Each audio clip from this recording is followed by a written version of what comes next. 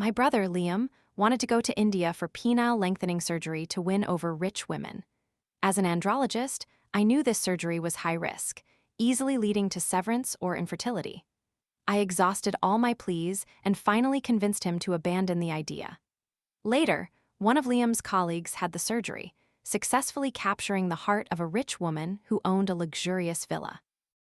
Liam, however, found himself stuck, not quite high enough, not quite low enough, he couldn't even find a job. He blamed all his misfortunes on me, claiming I had hindered his bright future. My brother then sold me to Northern Myanmar, where I lived a life worse than death.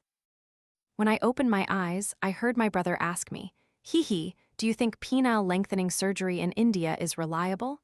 I smiled and nodded. Indian andrology has always been advanced. If India isn't reliable, no place else is. You're an andrologist. Do you think penile lengthening surgery in India is reliable? Hearing the familiar question, a shiver ran down my spine. I quickly looked down at my own intact limbs. It was then I was certain I had been reborn. I was so happy I almost cried. Just like in my previous life, my mother turned her back to Liam, vigorously winking at me and secretly waving her hand to ward me off. In my past life, seeing her wanting to advise but not daring to, I immediately pulled out my phone and found dangerous cases of penile lengthening surgery for Liam.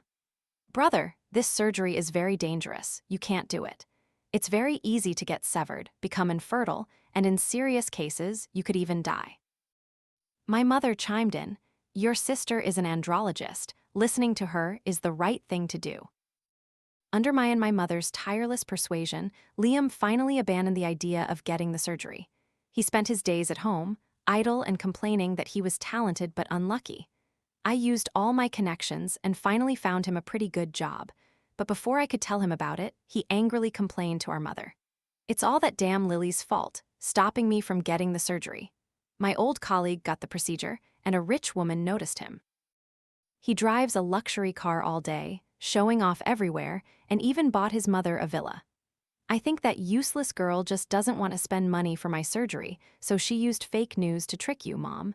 When she gets back, I'm going to skin her alive. I was standing right by the door, hearing my brother say that. I couldn't stand the rage, so I rushed in to argue with him. During the argument, Liam hit me with a vase, knocking me unconscious, and then with our mother sold me to Northern Myanmar. My mother whispered in my ear, "Daughter, don't blame me. Daughters are inherently useless. Your brother is the pillar of our family.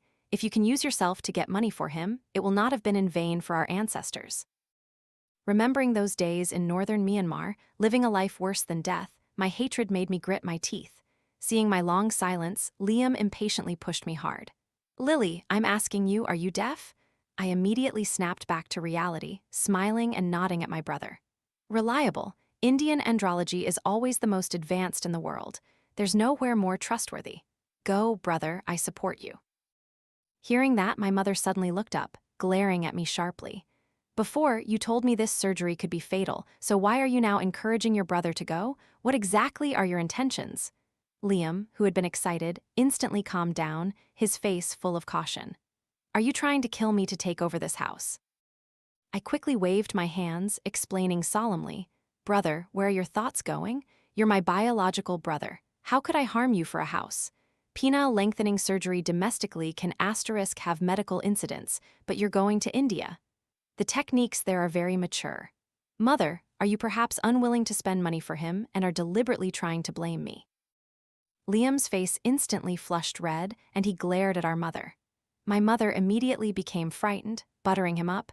"However much money you need, I'll give it all to you." Liam's eyes lit up with a golden gleam.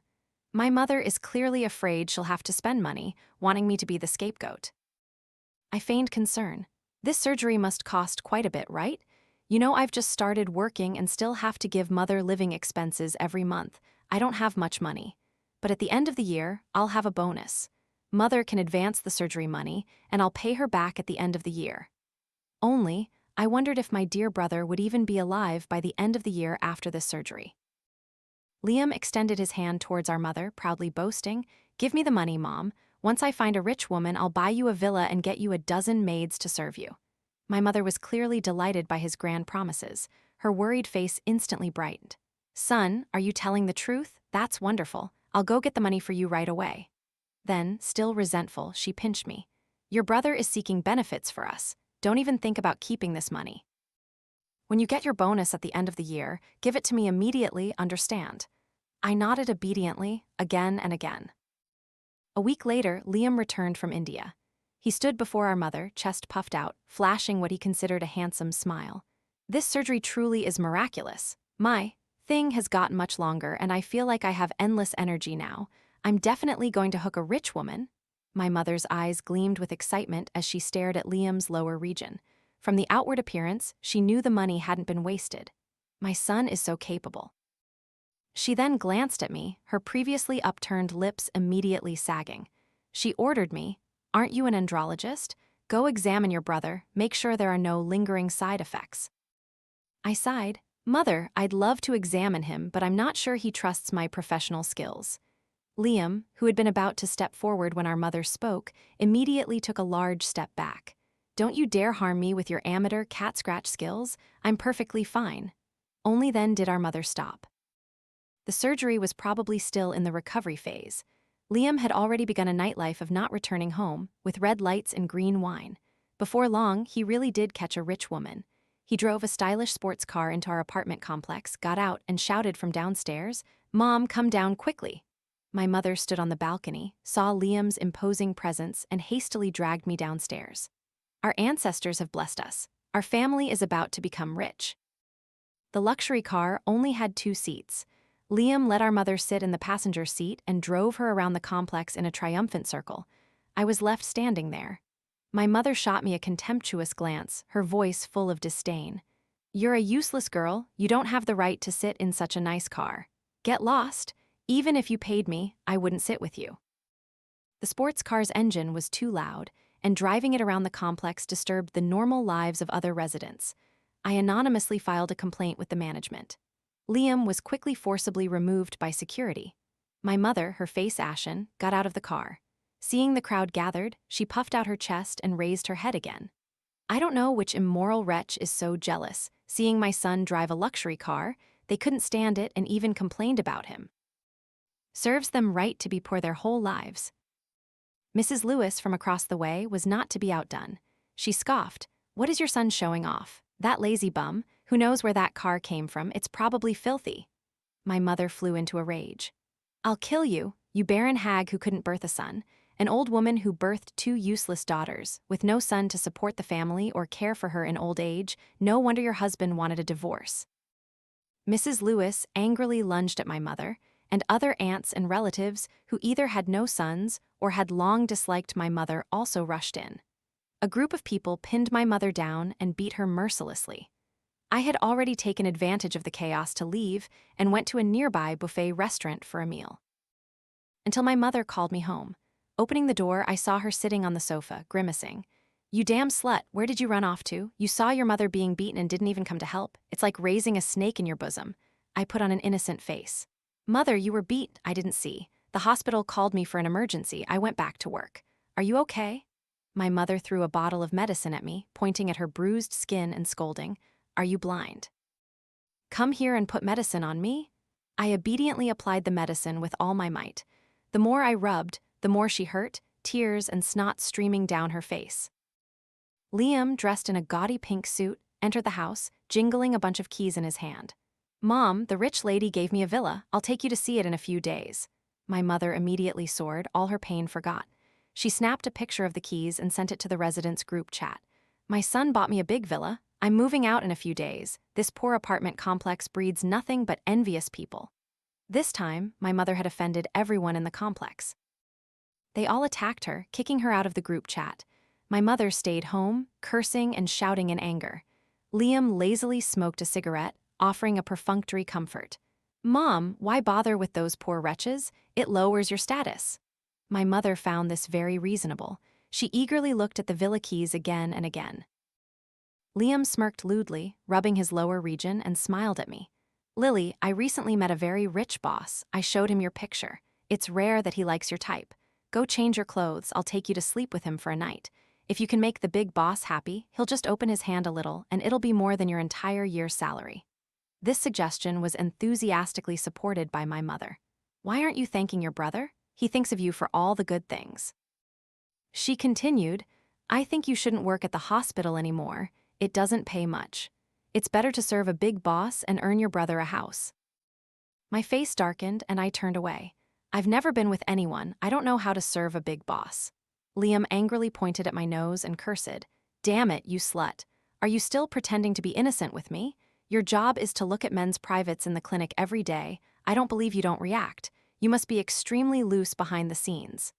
If I hadn't been worried they would team up and beat me, I really would have slapped them.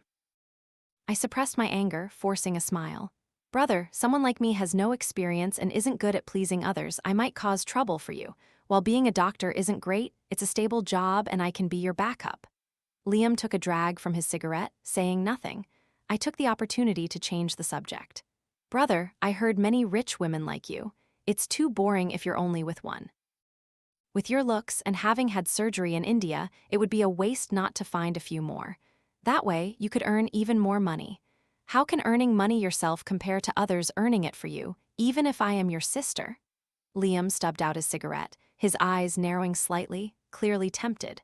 I quietly returned to my room, quickly closing the door. A few days later, Liam told me to buy him stamina-enhancing pills. It was then I realized he was spending every night with different rich women, sometimes 2 or 3 in a single day. His physical stamina couldn't keep up, and he needed artificial help. He exuded smugness with every word. Lily, I now spend more in one night than you could earn in 2 years. I smirked. I'm not as talented as you, brother. I can only work hard at the hospital. Now that you're so successful, don't forget your little sister, okay? Liam's tone was disdainful. With your looks and figure, you're destined for a life of hardship.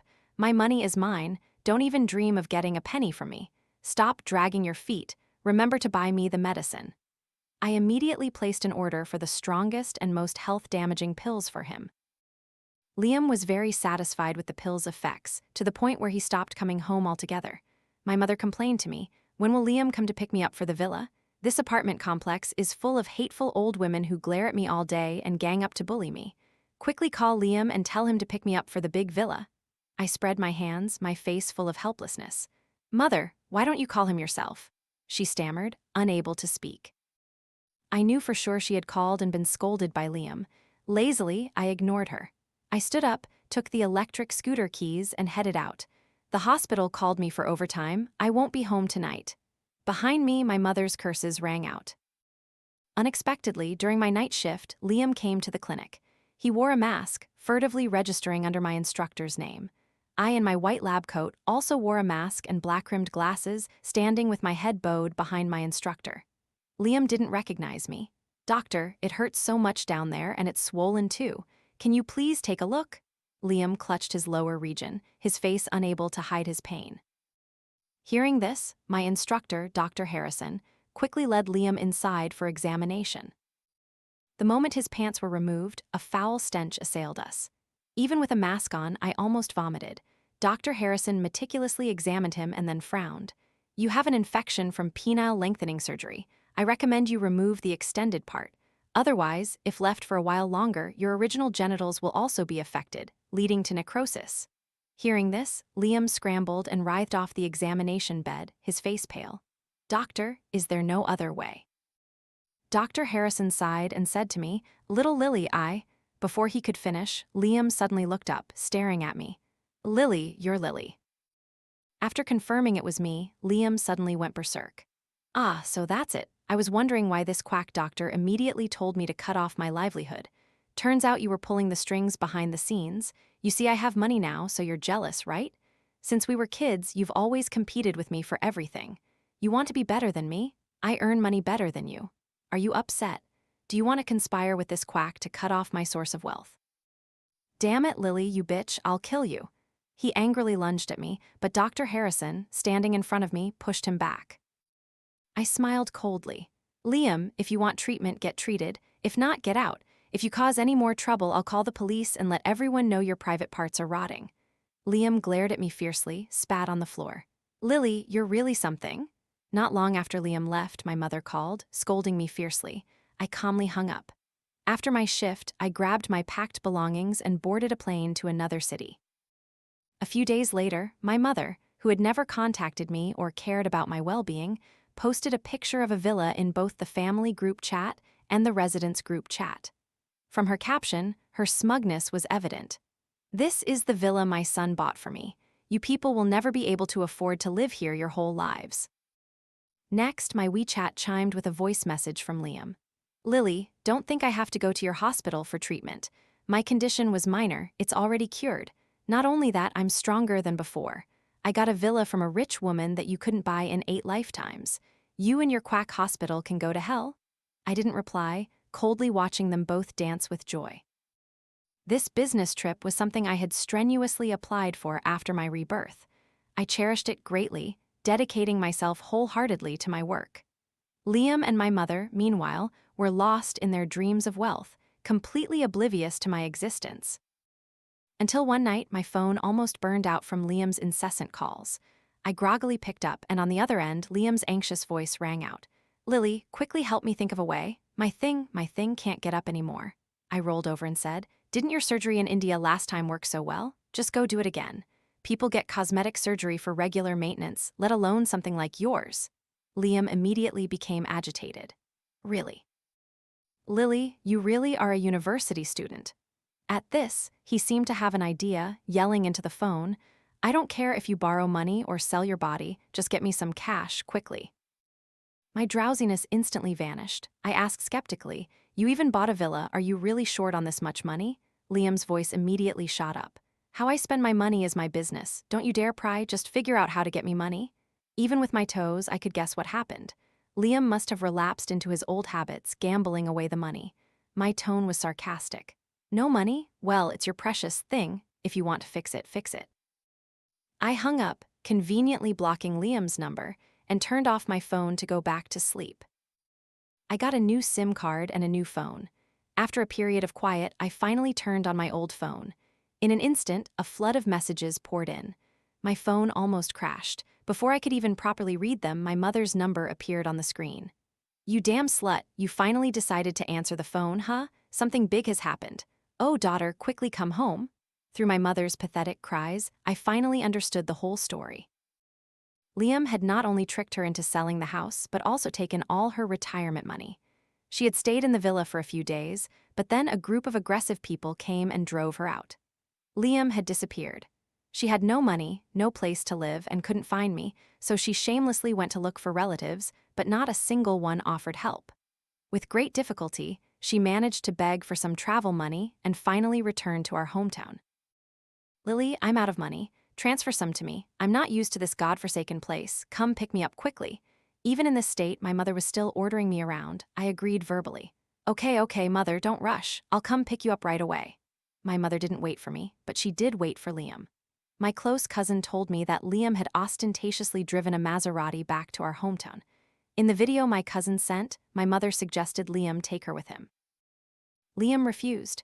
"Mom, this is my startup phase. If you come along, it will affect me. Isn't the beautiful, green countryside perfect for you to live out your old age? If you're really bored, call Lily back." My mother hesitated for a moment, then pulled Liam's arm, flattering him. "Ah, son, you have money now. Go buy back a house. I feel so insecure without a place to live." Liam's eyes avoided hers, and he stood up, almost pushing my mother over.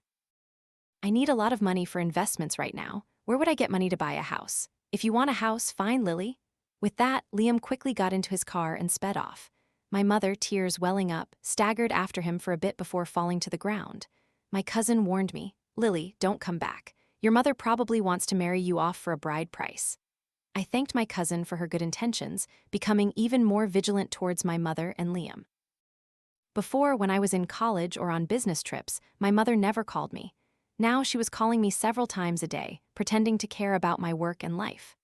After 2 days of this virtuous mother, filial daughter act, my mother couldn't stand it anymore and said to me, "Lily, it's not a solution for me to stay in the countryside forever.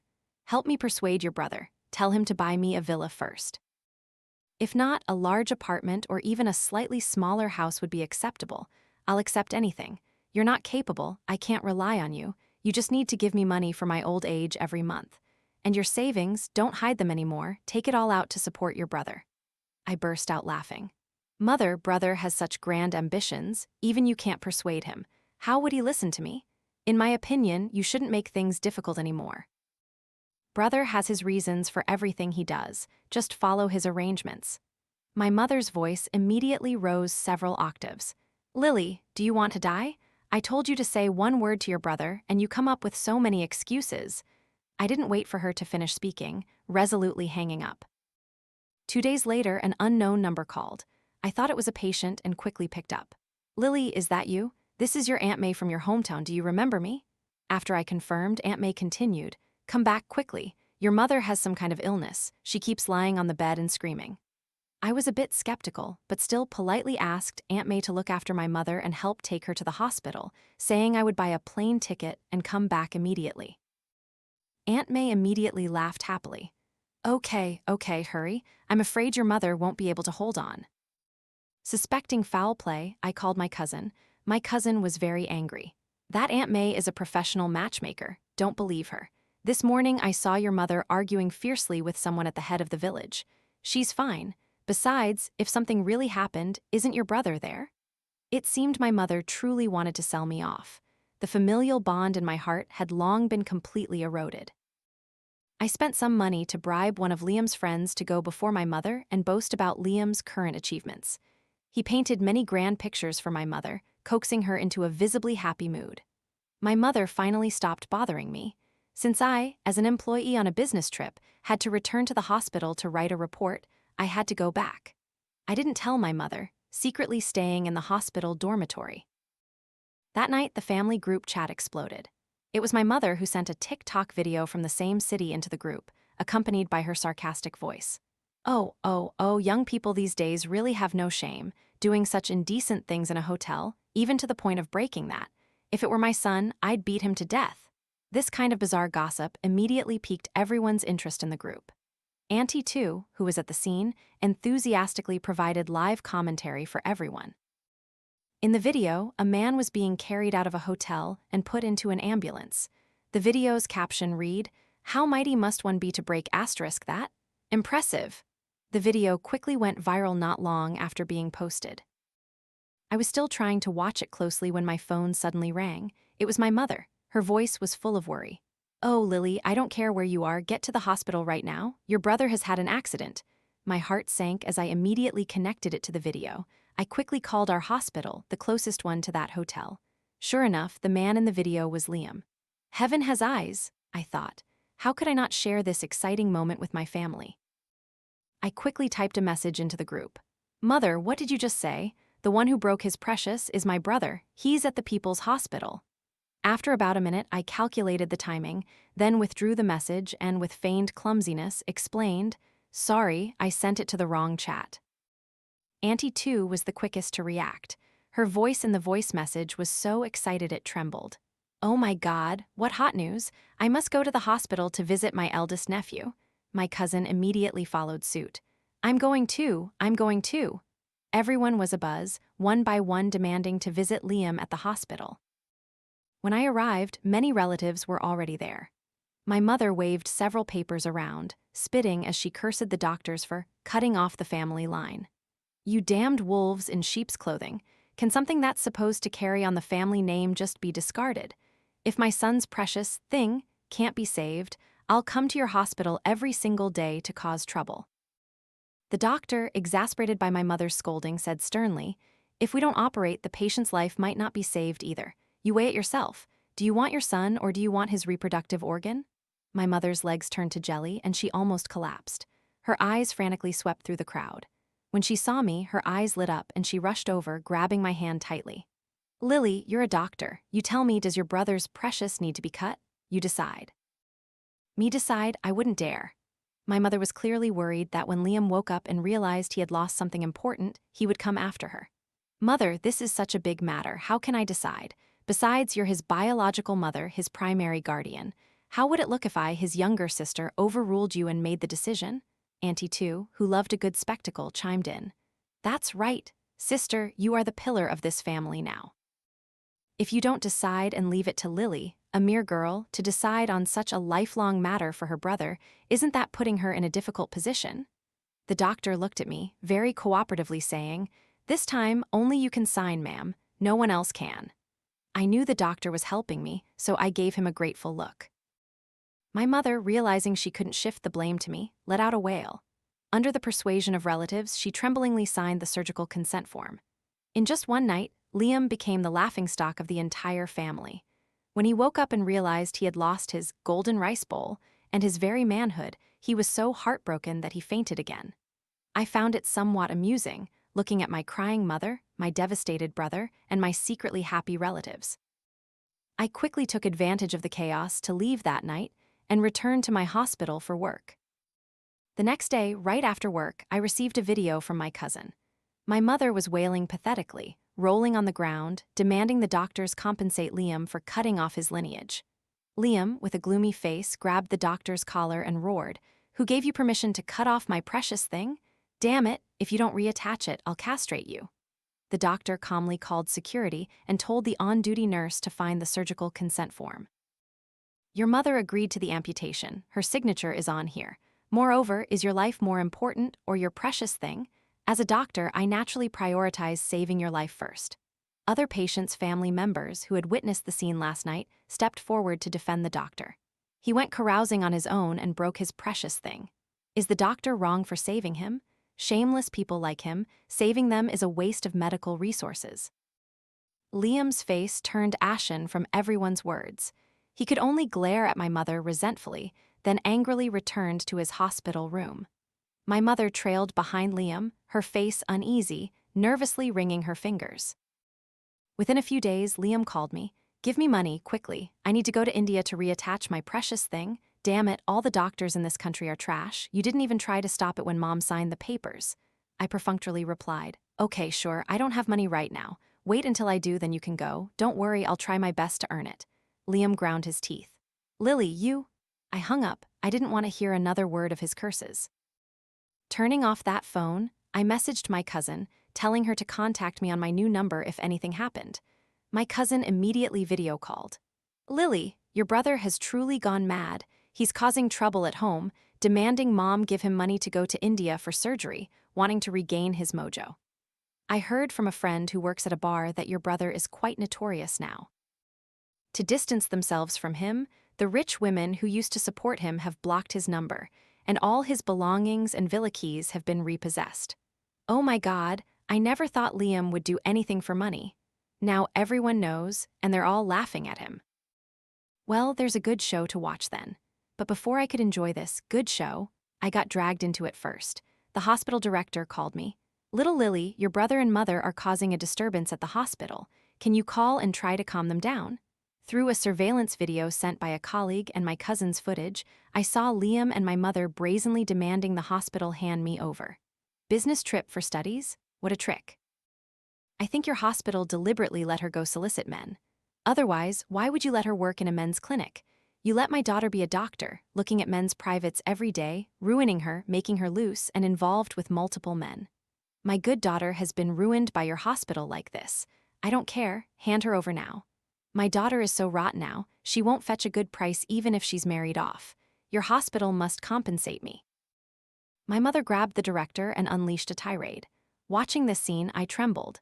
Liam shouted loudly to the crowd, "Patients' families who were examined by Lily, beware. Your husbands might have been seduced by her. She never turns anyone down. Do you know why she chose to be an andrologist? It's because she's a sex addict." Slander is perhaps what people like to hear most. They excitedly gossiped, adding their own dirty conjectures. Their words became increasingly outrageous. I was shaking with anger. I immediately called the police and entrusted a lawyer friend of mine to handle it. My cousin even live video called me. When the police arrived, my mother and Liam were still loudly slandering and defaming me. My lawyer friend presented his documents and informed them that maliciously slandering and insulting others in public could lead to imprisonment. My mother's face was full of contempt. "She's my daughter. I can say whatever I want, scold her however I want. What law says I can't scold my own daughter?" My friend faced my mother's unreasonableness without flinching.